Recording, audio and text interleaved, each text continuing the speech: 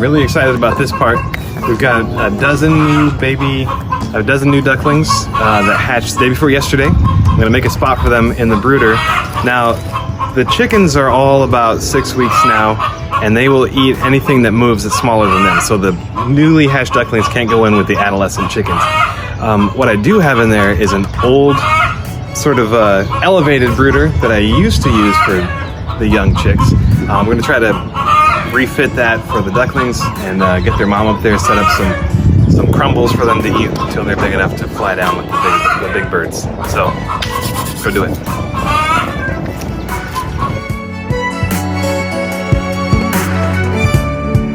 Oh, there's an old doghouse in here that I don't remember why, but it's in here. I think I may have just moved it in here to keep it out of the way. But a duck moved in and started laying eggs. She went broody, and like I said, her ducks all hatched, her ducklings all hatched in the last couple days here. So you can see her, and they're defending her space from the older ducklings and all these, the 98 chicks we've got in here. So anyway, they need their own space.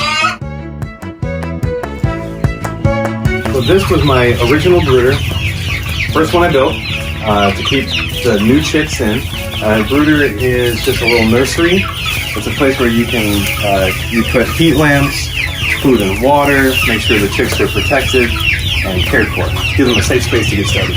Usually they have a little bit of bedding in them, but this one I had filled all the way up because I had these chicks sequestered underneath it. And this was to make it less drafty. And now that they've grown up and out of that space, I want to reuse it for our ducklings. 4,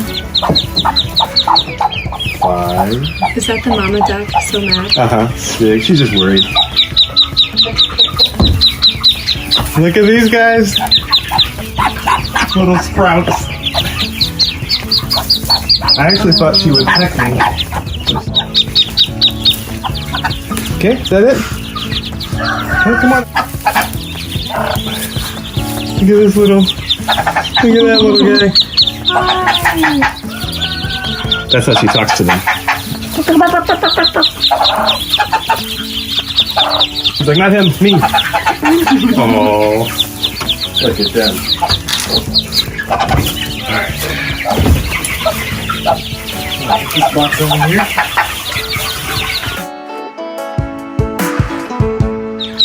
Oh, they're so healthy and nice. Little fluffy guys.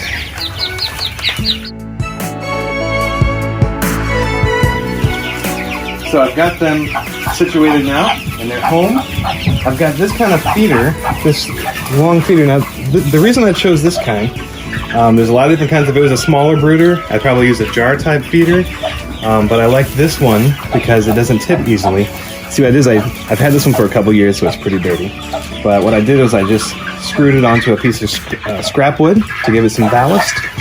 And it's nice because she can eat some of it, but she won't spill it everywhere. These openings are small enough, and it's low enough and stable enough that these guys can all get to it once they realize that's what it's for.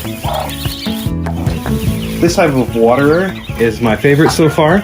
I've tried jar types, I've tried the galvanized ones, the plastic pan type, but this one is great because it's on legs. It stays up, they don't scratch so much straw into it right away, but they're still able to reach it. And also if the floor is uneven, you can just sort of move it around. It's easy to keep it level. So that's my choice for now. Again, the reason we have these up here is because this I learned through hard experience. If these new ducklings, or chicks in any case, are down here with the adolescent birds, they will consume any moving thing that's smaller than them. They are omnivores, and they're curious, and they will eat anything they can get. So we have a good bed of straw here, so their feet don't poke through the wire at the bottom, and enough also to soak up any waste. And we're gonna leave it open so the mom can hop out whenever she needs to. I don't know, go stretch her wings, get some food and water. But since we have so much food and water here, she may just stay here until they're big enough to hop out. These little bombs, these are the eggs that didn't hatch. There's always 1 or 2 or 3.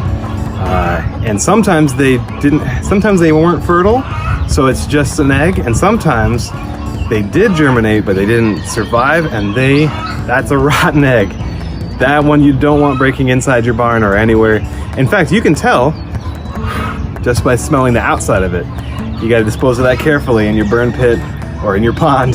So, word to the wise.